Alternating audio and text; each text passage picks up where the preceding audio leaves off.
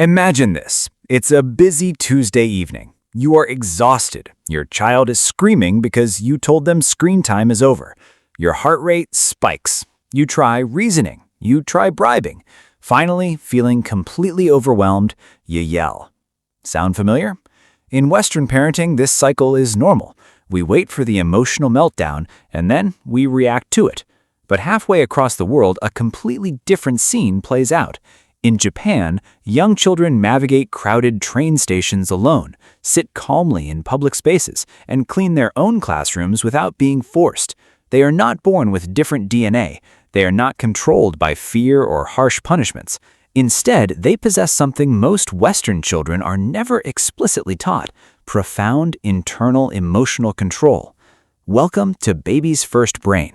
Today, we are bridging the gap between ancient Eastern philosophy and modern developmental neuroscience. We are going to break down the highly successful Japanese parenting method into a practical, actionable 3-week blueprint. By the end of this video, you will know exactly how to rewire your child's emotional architecture and build true self-discipline without raising your voice once.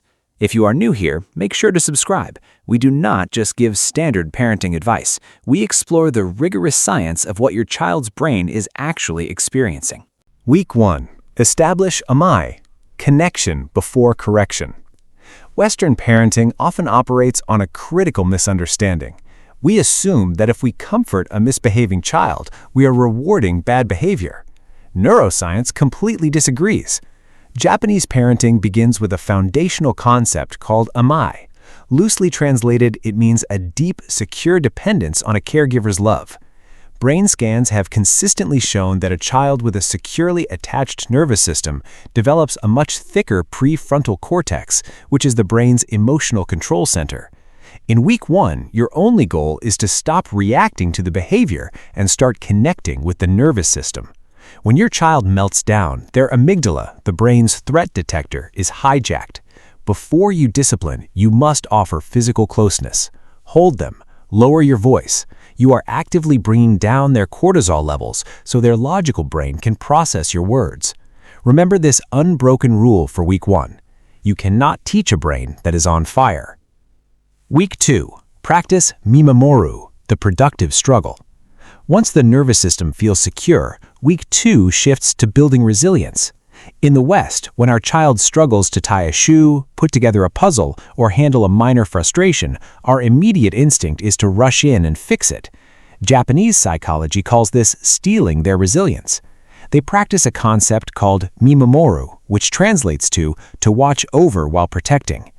In week 2, you are going to intentionally stop rescuing your child. When they get frustrated, force yourself to take a 10-second pause. Step back. Let them sit in the discomfort. Developmental psychologists call this productive struggle. Every single time your child manages a hard moment without you jumping in to save them, their brain builds brand new neural pathways for self-regulation. They learn at a biological level that frustration is temporary and survivable. Week 3. Shitsuke. Building identity over following rules. Week 3 is where Western discipline usually falls apart. We rely on timeouts and taking away privileges to force compliance. But Japanese culture utilizes Shitsuke. While often translated as discipline, it literally means attaching beauty to the body, or character building. Japanese parents do not ask, "How do I punish this bad behavior?" Instead, they ask, "What specific skill is my child missing right now?" In week 3, you will replace one punishment with a daily ritual. Give your child a tiny, non-negotiable daily responsibility, like packing their own school bag or setting the table. You do this to shift their fundamental identity. When a child begins to see themselves as a capable, responsible member of the family, their behavior naturally aligns with that identity. They behave well because it is who they are, not because they fear your reaction. In 21 days, by layering Amae, Mimamoru, and Shitsuke, you aren't just managing difficult behavior, you are handing your child the neurobiological tools to manage themselves for the rest of their lives. Try this blueprint. The shift will feel strange at first, but it will fundamentally change the peace in your home.